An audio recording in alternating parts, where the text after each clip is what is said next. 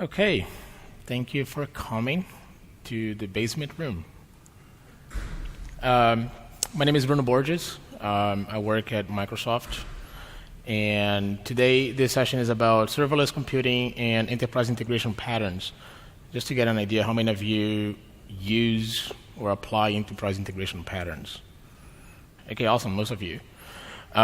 Who uses Camo? All right, most of you. All right, cool, well done. I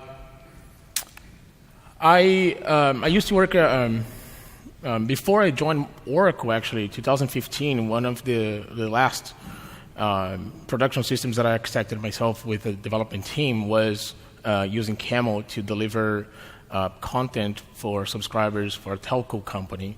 And we would use Camo basically to get a subscription list and send that over SMS to millions of mobile users.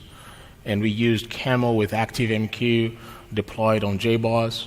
And it was quite an interesting architecture that we did because there was a lot of dynamic routing that we would need to change over time based on new channels that the marketing team, the content team would produce. So the Camo infrastructure would have to be always live, always up, but we needed the ability to deploy new routes, new content type to the flow to deliver that message. And we were able to design that with Camo, ActiveMQ, some JBoss module system for dynamic redeployment, and so on. So it was quite a good experience. And at Microsoft, I joined this year, and I felt like, okay, this serverless thing might be interesting. And I remember of this project I did in 2015, I thought serverless actually might have a role in enterprise integration patterns. And this talk is about my personal research on this area and how we might be able to combine serverless and why with Apache Camel mostly, but you might also want to use some other frameworks like Spring integration if you want. So just a quick recap on serverless. I'll just provide some points. I do like to summarize how I understand what serverless is and why. I know you guys have heard about several times what is serverless. I just have 3 points that might make it more easy to understand on an integration context. Then we look into enterprise integration patterns, and then we try to combine them as part of this talk. So what is serverless? Abstraction of servers. We don't want to pay for servers. We don't want to pay for infrastructure. We just want to pay for what we use. Event-driven. As you know, enterprise integration patterns, asynchronous messages, it's all about messaging and events. So serverless is also mostly designed for event-driven applications, whether that event is a JMS message, whether that event is some data that popped up in a database, or some object that appeared on a storage container, or most basic example, HTTP request, which is some sort of message, asynchronous message, that does require response, but it's a message regardless. And most important, microbilling, you want to pay only for the things that you use. So in short, infrastructure abstraction, you don't care about the code, the infrastructure code, you don't care about setting up things. It's function as a service, so you pay for the functions. You pay for the usage and invocation of functions. And it's serverless-based applications all triggered by events. Most common event is HTTP. It's most common, the easiest way to understand is HTTP events, but actually it's one of the least interesting event triggers. I think the most interesting event trigger might be some messaging system, like a Kafka streaming or a JMS system.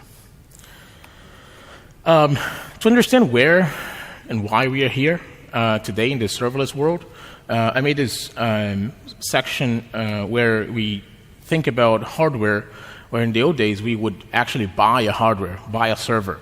We would go to Dell.com, HP.com, Lenovo.com, whatever hardware company, actually buy the hardware, ship to the data center or our own data center, the company's own data center, and would set it up in order to have a server.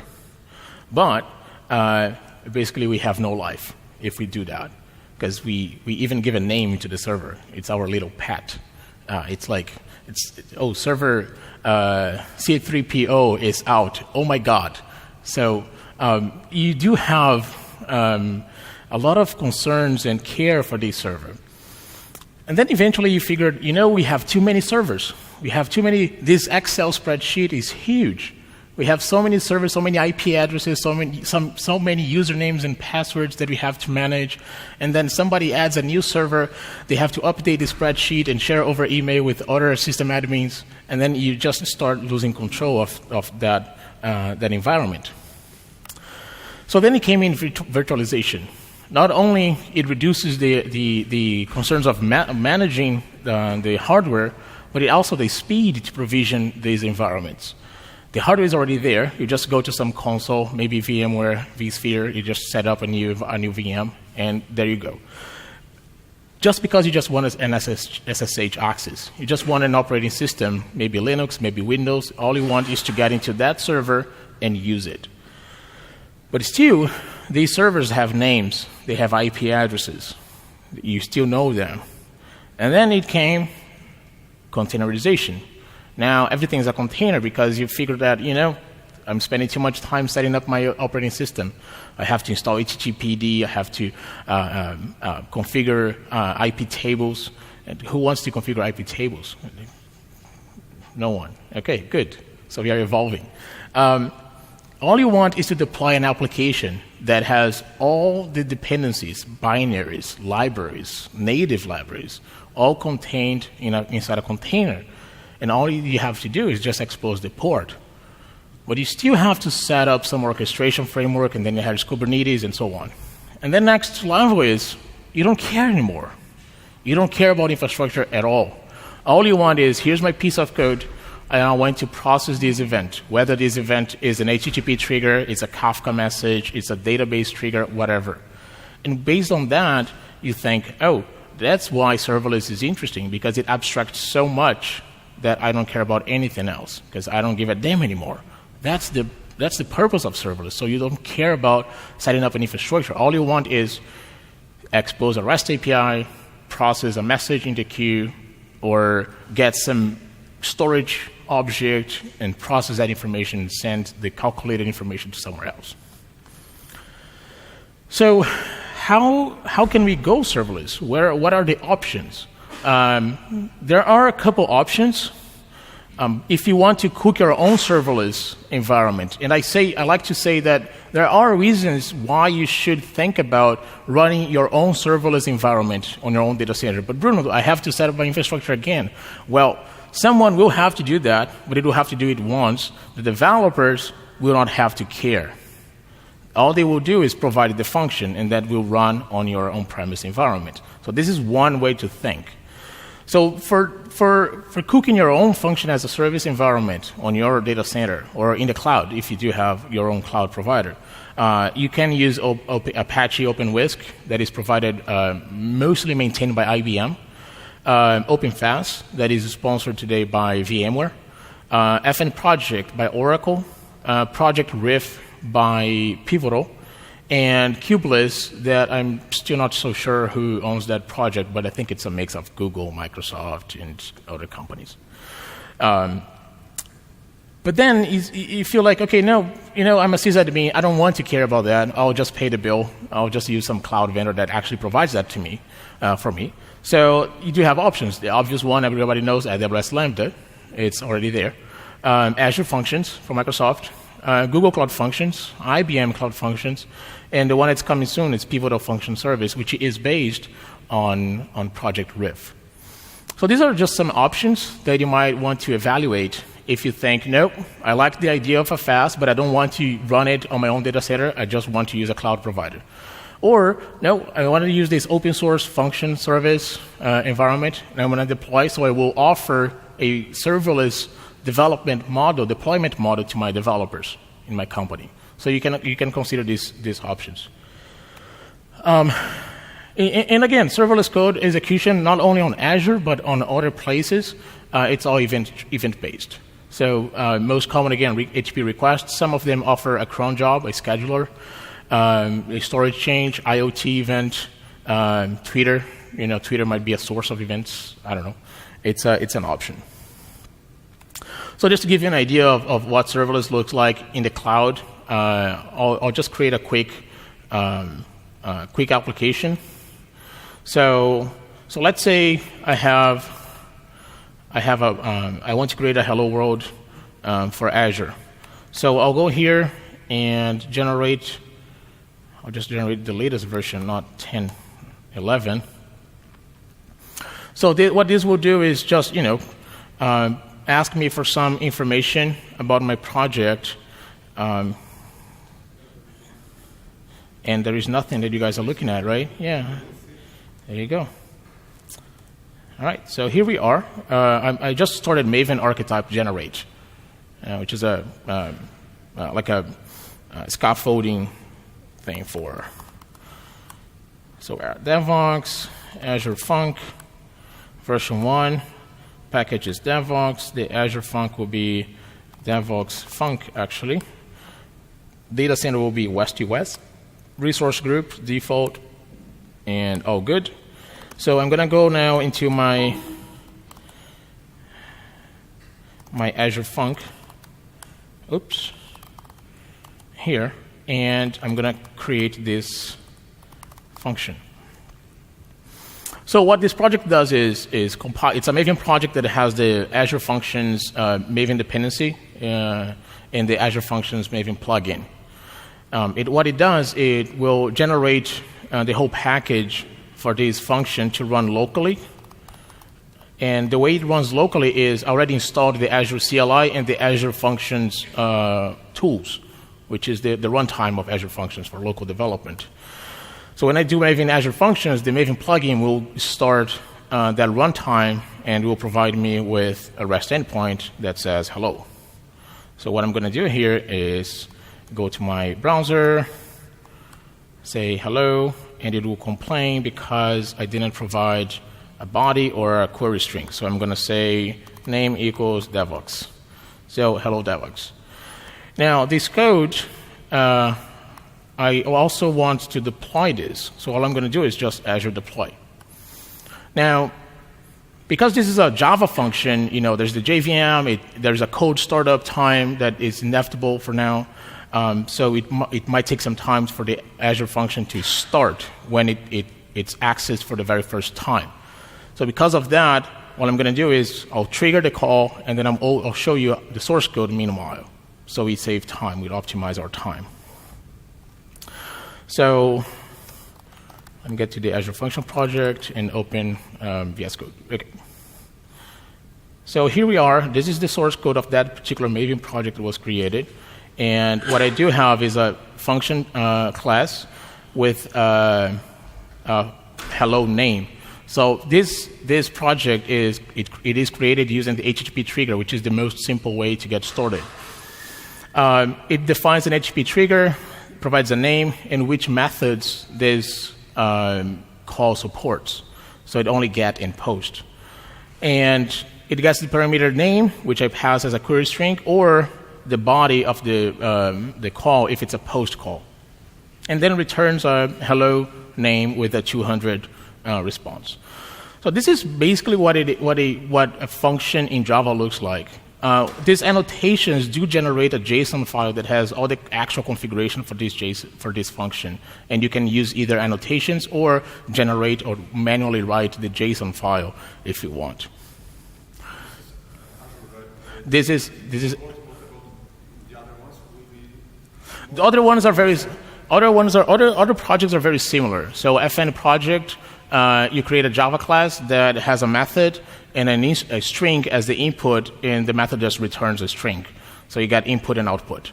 And inside you just use whatever you want. Yeah, and then you deploy. So FN project from Oracle will wrap your Java application within a Docker container that is designed for the FN project, and then use your Java code as the business logic processing unit of that input. But when I use Azure, then I have to follow. If you use Azure, you have to use this SDK. So there is one way that you can abstract this. Pivotal has an interesting project called Spring Cloud Function that abstracts the development of serverless functions. And they have adapters for Azure Functions, for Amazon Lambda, and for Google Cloud Functions. So that's a way that you can rely on Spring code, but be able to deploy to different clouds. But this code might not be deployable on FN project, though, because they have different ways of treating the input and the output. So there are many ways that you can avoid specific lock-in to a specific cloud, but then you also have to consider the trade-off of losing functionality from this cloud if I abstract too much. So you always have to consider your options. Okay, so my function was deployed. This is the URL. Again, it takes some time to start. I'll just leave it here to start it for the first time. And meanwhile, we'll go back at the source code and just look at it a little bit more. So when we look at the target of this function, the most important thing is this is a Maven project. So you can actually add any dependency, any Java dependency. If you want to use Lombok, just add the Maven dependency. All the Maven dependencies will be wrapped into a zip file, and this project will run on Azure as a normal Java application. So all the libraries that you extend will be there. So this is what it actually generates. This is the actual JSON file for this particular function. And this particular function is not this Maven project, it's actually that method. Because I can have one Maven project with several classes and several methods annotated with the @ function name, this annotation over here.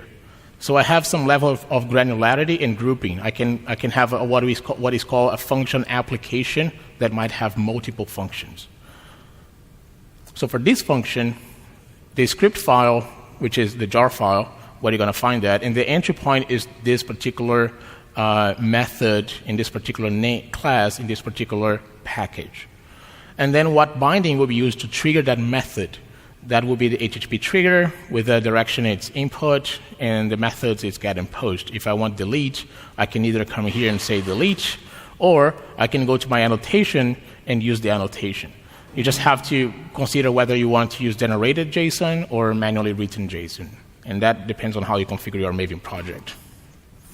Okay, so the application is up and running, and what I can see here now is API/hello, and the name will be Devoxx. So the environment is up and running, and my function is now live with this Java application up and running. Now, as most serverless platforms, there will be a timeout. If there's no more calls to this serverless function, the instance will die, and then the next call might take a while because there is a cold startup again. And all of this is because it saves resources in the cloud environment, and you only pay for the actual invocation of these functions. Okay, so any questions regarding serverless? No? Okay, sounds good.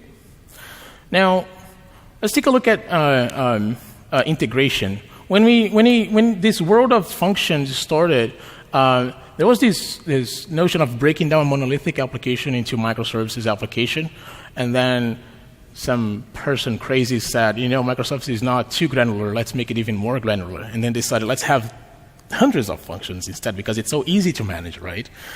The problem is with the more integration points that you have in an application, the higher will be the complexity of that system. It's simple logic in this case. So just using code as the glue between these integration points is not very smart, because now you have a function that has hard-coded the name of the other function that will call this other function that will call this other function, and suddenly you have a mess, and you cannot easily reuse functions because one function depends on another. So that's why we might use enterprise integration patterns. So we have these endpoints, and we can easily integrate them and even apply patterns that will treat the message, the payloads that are navigating between these entry points. So who's familiarized with if this then that here? All right, many folks. Okay. So if this and that is a very interesting service. Basically, I call it enterprise integration patterns for your parents.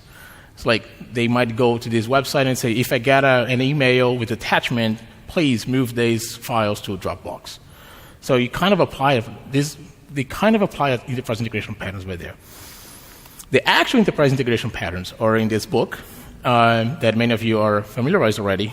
If you're not, go to this website, aka.ms/EIP book, to check it out on Amazon, and I suggest you buy it, but I don't suggest you read it from end to end, because it's a waste of time. But take a look at the glossary, look at the patterns that exist, and read the things that you feel like interested about, and always take a look at it when you do have an integration problem, and you might find the perfect solution for it in this book. One of the best frameworks that implement these patterns is, as many of you know, Apache Camel. So the website, you can go to aka.ms/camel. It actually takes you to camel.apache.org. It has many of these enterprise integration patterns implemented. It also supports DSLs in Java, in Scala, XML, and Kotlin, and hundreds of components. And I think the biggest value of Camo is not in implementing the integration patterns, is implementing the components that you can use to connect to systems. And systems can be FTP servers, email servers, HTTP endpoints, and so on, and databases and so on. So just to recap a little bit, when you have an integration pattern, this is how it kind of looks like in the book when you read it. It shows a basic pattern of messages coming in, and then you apply a filter that has a business logic that will separate the good messages that you want and throw away the bad messages that you don't need. Here the example is I'm receiving 6 images of raccoons, and I only want the low resolution images. So I apply this filter. In Camel, this implementation is with this Java code. The implementation using XML and Kotlin DSL is very similar, and Scala DSL is very similar. But in the Java code, I like because it's very descriptive. So from some endpoint, and I will apply a filter, and I will look at the header of this message, this payload. And if the resolution is low, I will accept. Otherwise, everything else will be thrown away. So, quick trivia. What is the name of this pattern? Shout out very loud if you know. Splitter. Okay. Very done. Well done. So, in Camel, to implement a splitter, which means getting one single message and breaking it down into units of work, into 3 different messages in this case, what I do is I just apply a split. So from a specific endpoint, I'm going to split the body of my payload, my exchange. And the split method on Camo will basically look at the data type. If it's an array, it will take each element of that array as a single message from now on. If it's a list, same thing. If it's a set, same thing. If it's a hash map, it will be a map entry, and so on. It does support splitting other types of payloads. Let's say it's a JSON file. You can split the content of your JSON file based on a JSON path expression. A JSON path expression is similar to an XML XPath expression. And it also supports XML in a similar way. So just to learn a little bit about Camo, for those who are not familiarized with it, but for those who are, it's an actually interesting demo. So stick with me on this one. So this demo, the most interesting thing about this demo is actually this demo was built initially in 2012. It was tweaked. It was originally written by one of the Camo developers. I got that demo in 2013 from my Java 1 presentation. I tweaked it. And then I got it again this year, and I didn't change much, and it still works. So that shows how much stable the project is. That shows how much Maven still works, how much the Java still works, and I mean, frankly, even JavaScript that is used in this project. So let's go to work, EIP, Camo, Twitter, and just call Maven. So what this project will do is there is a route that connects to Twitter and starts reading tweets over the streaming API, and it's looking for the hashtag World Cup because it's happening. World Cup is happening right now, and here we are. Okay, so let's look at this page. So what this project does is it looks. Let me just start an incognito window. Yeah, this is better. So it looks into Twitter messages, and because it was playing. No, it's not. Okay. So it just looks into Twitter, streaming API, search for tweets with the hashtag World Cup, and at each tweet that it finds, it will extract the image and then send over a WebSocket to this web application. All of that is done with Camel, and it's very simple. The amount of code, it's mostly Camo code, reusing all these components that Camo already has. So let's take a look at this source code. And I need to clean this code. See? So what happens here is that because I'm throttling the tweets, it gets so many tweets in the queue, so sometimes it takes a while to shut it down. So that's why I usually have my kill all -9 Java. Always comes very handy. Okay, didn't need to do that now, so let's take a look at the code. Okay, here, actually, that was the class that I wanted to show. So here, I got my Java class with a quite weird route, but it actually, they have lots of purposes. So here, all starts with the Twitter component streaming API, and I'm going to filter on a keyword that I set on an application resources file. And then, for every tweet that the streaming API sends to me, I'm going to send to this route over here. So it's set images. There you are. And I'm going to process this. So it's a process, exchange processor. And I'm going to extract the image, meaning I'm going to look at the tweet object. And I'm going to look at the media entities. If there are media entities, images on that tweet with that hashtag, I'm going to extract the first image because I only care about the first image of that tweet. So back to here, if I click here, this is a tweet that might or might not have multiple images. I don't care. I only want the first one. So back to my code, I only got the first index. And then I convert this this status object, which is my payload, from Twitter4j library, quite interesting Java library for Twitter. And I convert these into a tweet object that is my class, just with the name, with the text, and the URL of the image, which is basically these three elements that I have: the username, the text, and the image URL, which the browser will load for me.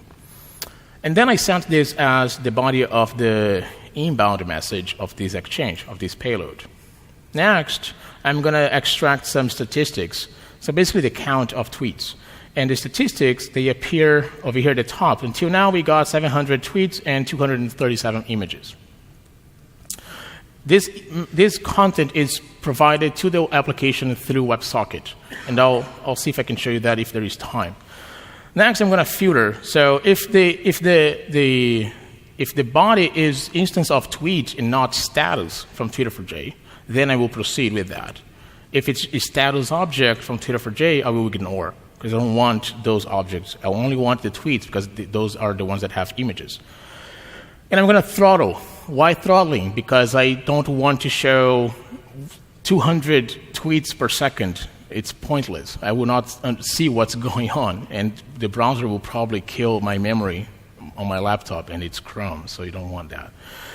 So what I do is I throttle to up to 4 messages per second on this route, on this processing. And I want to cache this to ignore some repeated stuff, if that's the case. I want to marshal this into a JSON object, and then I'm going to convert this into a string, because this will be sent over WebSocket. And then finally, there you go, to WebSocket, and that sends to the images endpoint on my WebSocket application. All of this is loaded then later over this JavaScript code here that I have my var app images, and I start reading on the WebSocket endpoint, the URL, and here's the endpoint. It's on Camo/images. That's the same endpoint that I'm sending from Camo. So I start a new WebSocket, and for every on message, I call the on message. And if there is data, I will call the JavaScript function gallery and data. So the JSON object will be here with the information about that tweet. And what gallery will do is just set up the image object and the div for setting this image on this web page. So let's just skip that part. Okay, so I do have a cron job. So I will, for every second, I will send a WebSocket message to my web page with statistics. And it's basically the message that is over there. And again, simple process that sends over WebSocket and converts to JSON. And most of the rest of this stuff here is just some tricky things that I did that you can go to the console in Chrome and call some functions, and you can update the search term. Anyways, so let's get back to our slides here. Okay, so you got your understanding of Camo, how it runs, how you can use. There are many patterns that you can apply. We didn't see the most interesting ones. Basically, I showed you routing, message, filter, throttling, and some basic components that are part of the infrastructure, which is Exchange. Exchange by itself is a pattern. Channel is a pattern, and so on. And once you learn these patterns, you can find the easiest solution for your problems. And just for you guys to have an understanding, the most common used component in Camo is FTP. The second most used one is file, because that's how the world works. Systems that are very old, they work based on files, CSV files, record files, whatever. And then we Java developers, we got this request, hey, we need to send this file to this FTP on this other bank to upload some transactions to them. Yeah, Camel, it's perfect for that solution. It scales. So it is quite interesting to see how many components Camo has, but still 80% of the use cases use 20% of the components. Some ideas where we can find EIPs and serverless being used together and why. I think actually I'll skip this slide because I just built some slides that explain that better. There are other solutions for integration. Camo is, in my opinion, the best. You also have Spring integration, but then we have the corporate, more vendor approach. Where you have MuleSoft, BizTalk from Microsoft, Oracle, SoaSuite, IBM has one, Tibico, and so on. And then we have these cloud integration options. So Microsoft has this service called Azure Logic Apps, where you can go on the browser and design a flow where you can set, okay, here's my entry point, it will pull message from this place, and then it will process. And then there is this component that says serverless function, because I want to process some sort of payload. And that's the part I'm most interested about here with Camo as well. So let's put some pieces together on this architecture. So when you think about Camo being part of and using serverless functions, you can have your Camo context, your Camo application always running, hopefully inside a container, so it's easy to deploy and redeploy and so on, and also scale if that's the case. But your Camo context is running over there. It's always running, but there are some parts of your processing that you want to have the ability to change the business logic or add some logic without shutting down Camo or rebooting Camo. So those endpoints can be functions. The entry points can be serverless functions. All the routing and the processing might happen inside Camo, but when you have an HTTP message that comes from a serverless function and that is sent over to Camo, that has the routing process. Or you have events that coming from Kafka streaming or database, also send a message to these other functions. And at the end of this Camo context, you can have a message that is sent to another serverless function that will know how to deal with that message and where exactly to send and store that message. But then again, you have your Camo context with your routing process, very defined, but pieces that are more dynamic that you feel like this thing might change in the future, that you expose as a serverless function. So it's a good approach of having a stable environment that will always run, will always be running, but it's easily extensible and easy to customize. You can go one extra step and actually run functions within the execution of your Camo route. So you have to this endpoint, to this endpoint, to this endpoint, and then to this endpoint is actually a serverless function that you return some payload a converted payload perhaps, and will continue your routing, your message routing within your Camo context. One good example, perhaps the best, is this serverless function might be implementing a dynamic content-based routing. So let's imagine you're getting JSON payloads that have a type of document, and these documents are stored on the database. And then your business user said, okay, we need a new type. And then you don't have to change Camo. You don't have to redeploy Camo. You only go to that particular function and you add that logic. If the type is X, the new type, now you're going to send this to QX. And Camo will process that message dynamically. So that is the sort of interesting approach that you can have, and you redeploy that serverless function, and the Camo is still running with all the other payloads that are still there. And the third, perhaps most crazy approach is to run Camo as a serverless function. You can actually start Camo inside a serverless function. As I told you, the Azure Functions works with Java projects or regular Java projects. So you can run any dependency, any Maven dependency. Camo itself is a Maven dependency. So you can go into your serverless function, function name hello, you can go new default Camo context. And then you start running Camo inside that.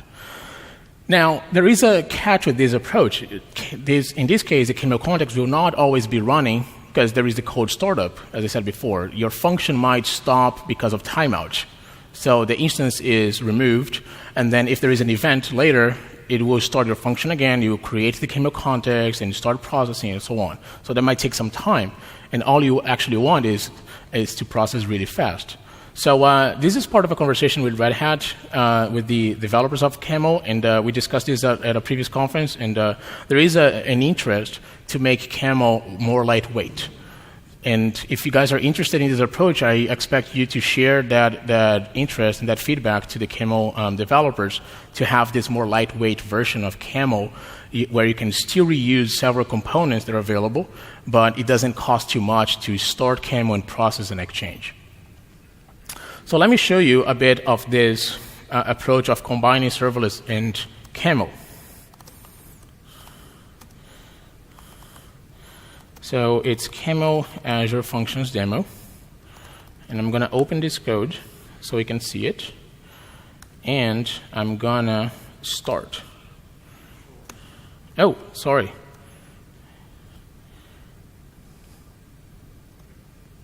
OK.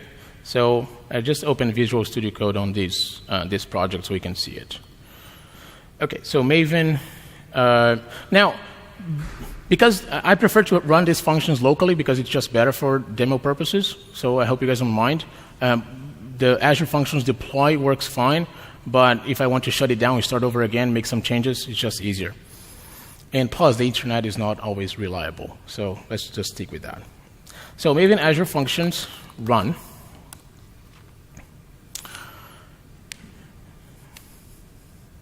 OK. And it started. Now, this project, this function application has 4 functions. Each function has its own endpoint. Now, one of them is extremely stupid. It's a function that will turn text into uppercase. It's a very complex demo. It takes time, so let's bear with me. So this demo, I'll just do upper, and I think code equals Bruno.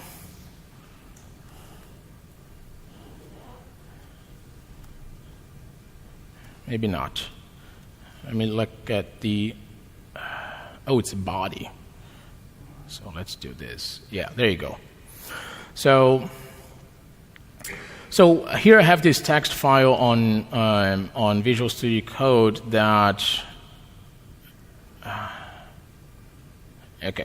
that I can write some HTTP calls, and it just gives me a nice UI, so I can just call here, and I can change the text to whatever, and I can just say, Poland, and send request, and it turns to uppercase.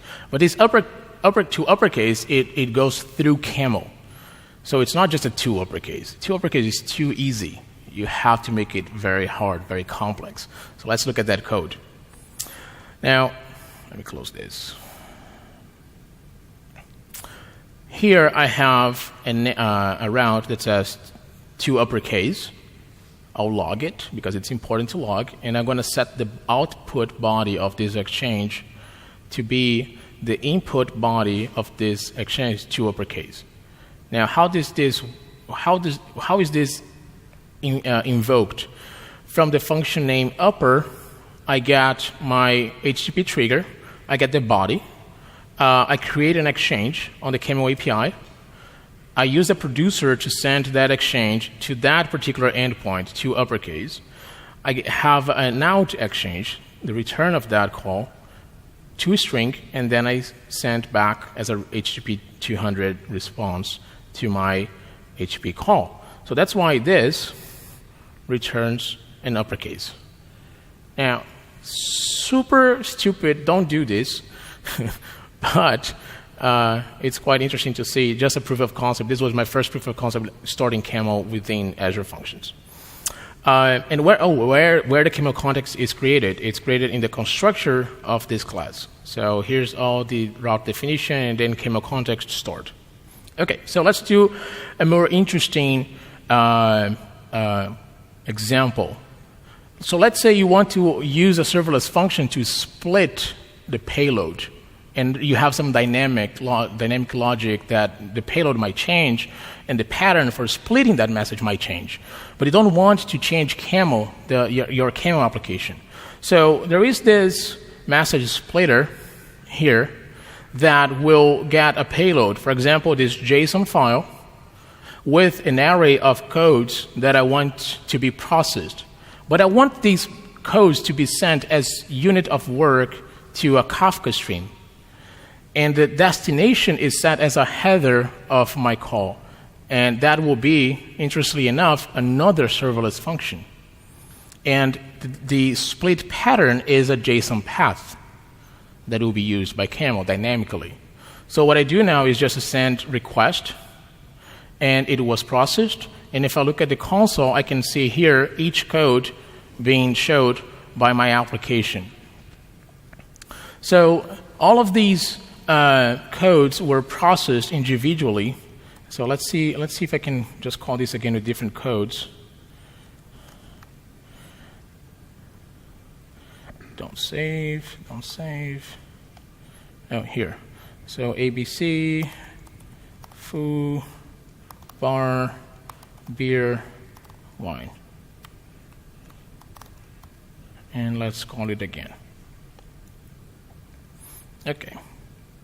So there's foo. So it is processing, but the reason the request, the HTTP call process fast because I don't care. Everything else happens in parallel, asynchronous.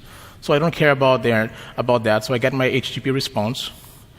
And what I do care is that these messages will end up on a Kafka queue.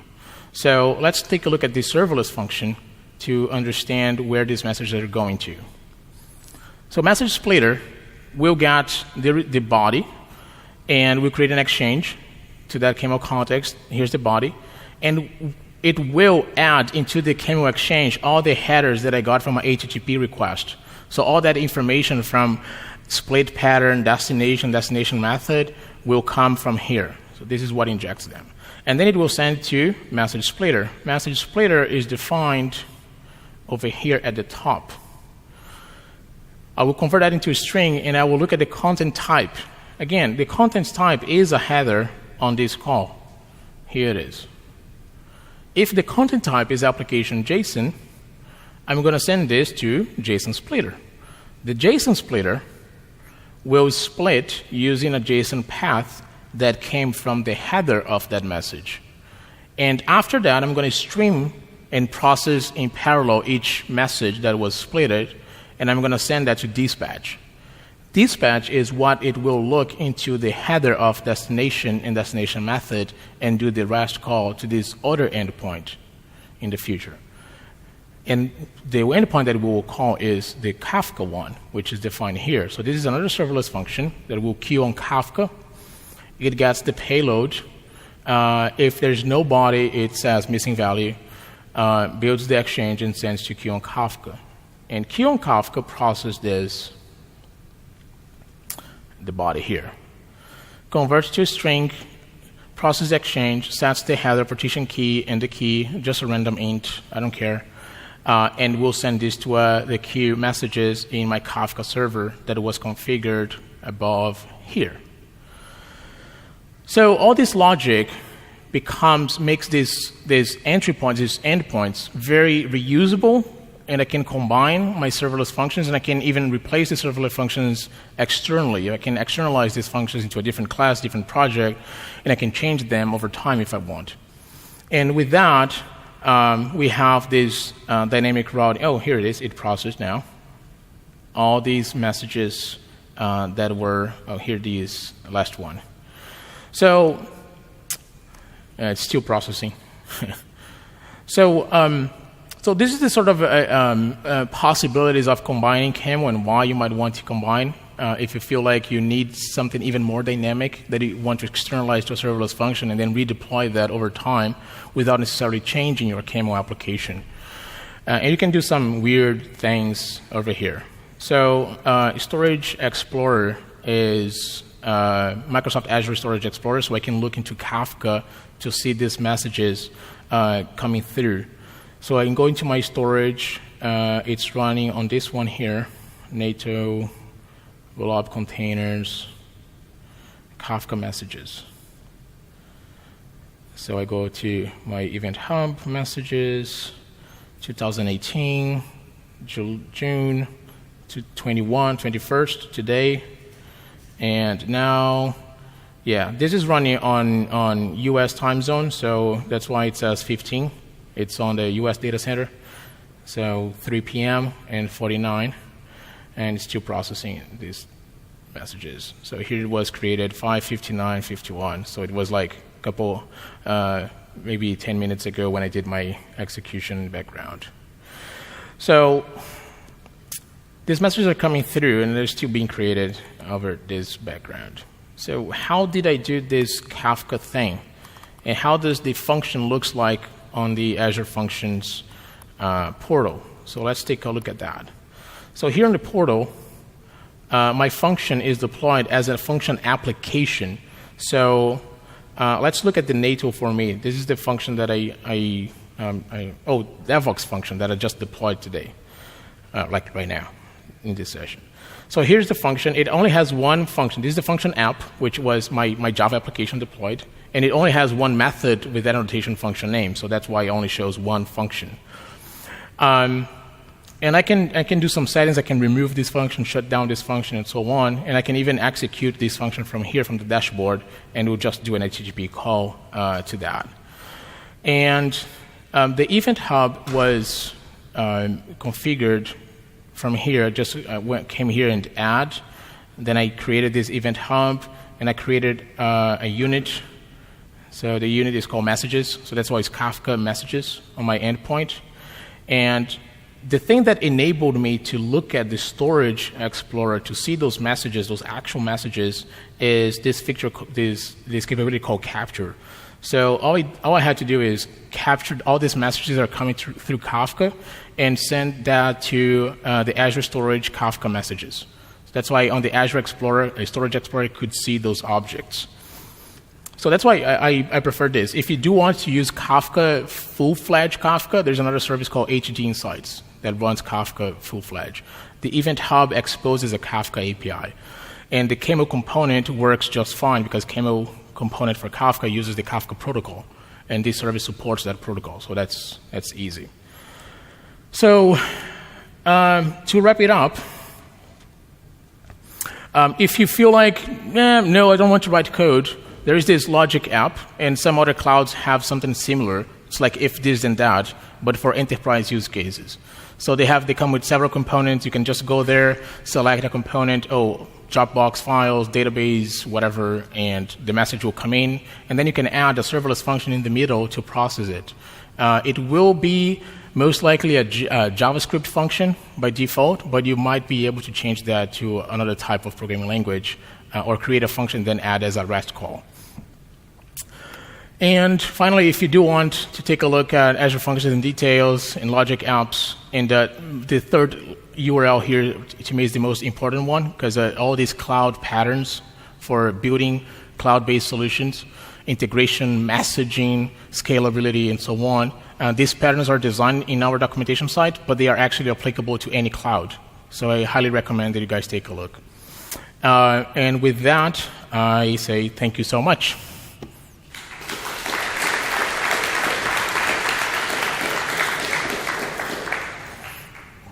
Anybody has questions? No questions? What? How we handle state? So serverless functions is not stateful, but there is a functionality called durable functions that is being implemented initially for C# functions, and it's being under development for Java-based functions. Durable functions will provide the state that you're looking for between calls. You said when it was talked about the Camo inside the function, the crazy scenario, the heavy one, and it takes time to wake up the function. But what about the normal case?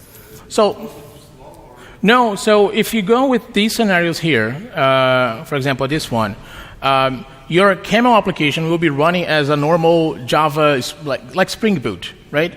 It's Java -jar, my Camo application, and then you run inside a container or inside a VM, anywhere, and it's an always running application. So I prefer this approach because I have no doubt that it will always be there, and there's no cold startup. So I prefer this approach. Yes, it's on, it will be, this is an updated deck, so I will update tonight on slideshare.net/Bruno Borges. You can find the previous version that does not include these 3 slides, these 3 architecture slides, they're not there.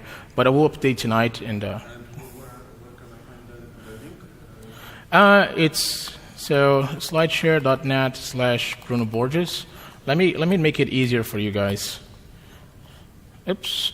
Slideshare.net/Bruno Borges. Yeah. Sorry. Yeah, this, and this is the URL where. This is where you can find the previous version of this deck that does not include these 3 architecture slides, but I will update, and what you can do is just wait 24 hours. Yeah, cool. All right, any more questions? No? All right. Oh, more questions over there. How many requests? Oh, many. What it will do is it will instantiate and then call either the same instance multiple times, or it will scale based on demand. There is no documented number on how many it can handle. But if you want to run a benchmark and share with us, we would love it to know your findings. There is no. So what we do provide is if you create an Azure function on the free tier plan, you get 1 million invocations per month for free. After that, you start paying, and it's every month. Now, how many invocations you can handle per second, that we don't have documented yet. So it's more like per use case. It really depends on what you're doing inside your function, how long it takes for your function to start. So this one starts Camo. So Camo takes a while to start, so it depends.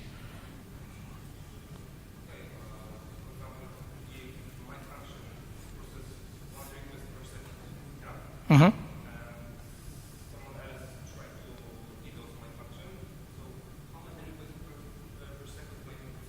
Oh, it will just scale. It will just create more instances to handle these requests. Yeah, it scales on demand. And I do recommend to use authentication, so somebody will not like run your function 2 million times, and then you're going to have to pay for that. So yeah, it's good to use authentication. Yeah, for authentication of Azure function, on HTTP trigger in Java, you set the authentication level over here in the annotation. So in this case, it's anonymous, but there is a an option called function key that you have to, the request, HTTP request has to come with a header that has the hash, the authentication hash of this call. It's like an API key to be able to call that. So that's what you would use on an actual production system. And there's another one that's called admin. Don't do that. Not for demo. Or else you're going to be sharing your key, and it's not cool. Other question over there?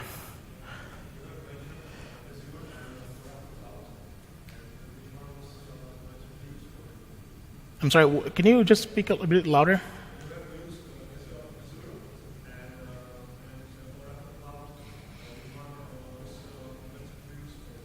So serverless platforms today are only available as a service that you can pay on Azure, on AWS, on Google Cloud, and I think IBM Cloud. Oracle is still working on a function service based on the FN project that you might want to take a look, but they still don't provide a service offering. In terms of general cloud, I would say, yeah, go with Azure, but frankly, you have to evaluate and consider which products you have today. So, for example, if you are an Oracle customer and you have many Oracle products, I would say please evaluate first Oracle Cloud for that. But you could also evaluate other solutions. Amazon has several solutions that are compatible with Oracle products. Azure has services that are compatible. So we have MySQL Server managed by Azure. You can also take a look at that. So it really depends. So I cannot tell you which is the best. It really depends on the customer and which technology they have. Maybe contracts they already have with these vendors. So it really depends. Okay? Any more questions? No? Okay, thanks again, and thanks for staying. Appreciate it.